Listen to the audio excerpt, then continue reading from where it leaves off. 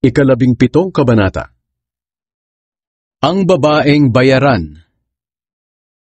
Pagkatapos lumapit sa akin ang isa sa 7 anghel na may sisidlan at sinabi, "Halika, ipapakita ko sa iyo ang pagpaparusa sa sikat na babaeng bayaran.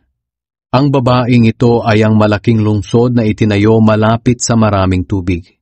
Nakipagrelasyon sa kanya ang mga hari sa buong mundo, sa pamamagitan ng pagsunod sa mga itinuro niya, at ang mga tao naman sa mundo ay parang nalasing sa mga itinuro niyang kasamaan.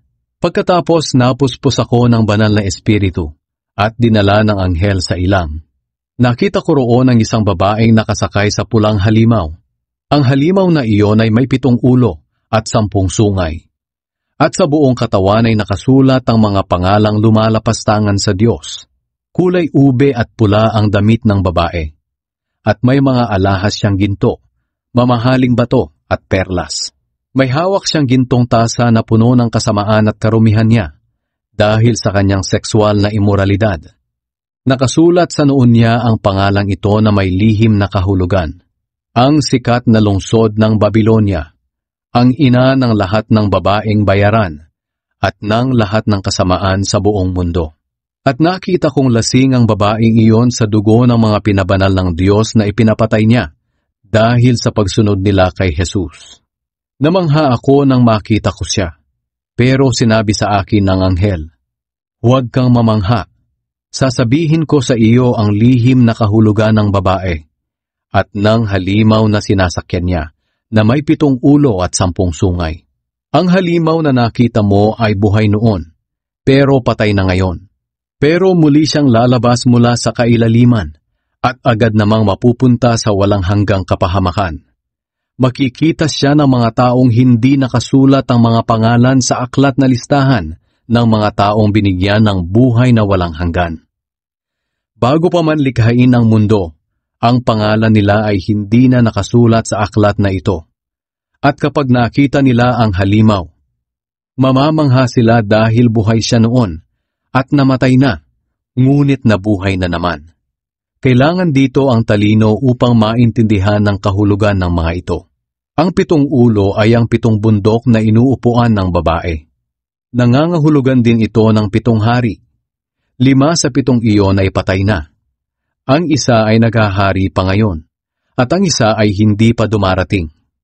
Kapag dumating na siya, sandali lang ang paghahari niya. Ang halimaw na buhay noon pero patay na ngayon, ang siyang ika-8 hari. Kabilang din siya sa naunang 7 hari, at hahantong din siya sa kapahamakan. Ang 10 sungay na nakita mo ay ang 10 hari na hindi pa naghahari. Bibigyan sila ng kapangyarihang maghari kasama ang halimaw sa loob lang ng maikling panahon. Iisa ang layunin ng 10 haring iyon, at ipapailalim nila ang kapangyarihan at pamamahala nila sa halimaw. Lalabanan nila ang tupa, ngunit matatalo sila, dahil siya ang Panginoon ng mga Panginoon at Hari ng mga hari.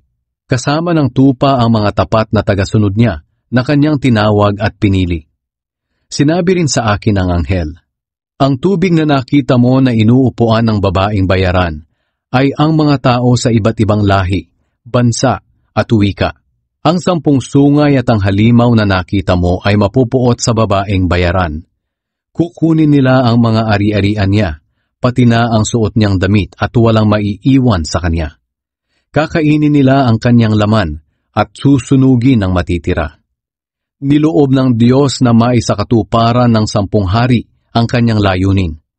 Kaya mapagkakasunduan nila na ipailalim sa halimaw ang kapangyarihan at pamamahala nila hanggang sa matupad ang sinabi ng Diyos. Ang babaeng nakita mo ay ang sikat na lungsod na naghahari sa mga hari sa mundo."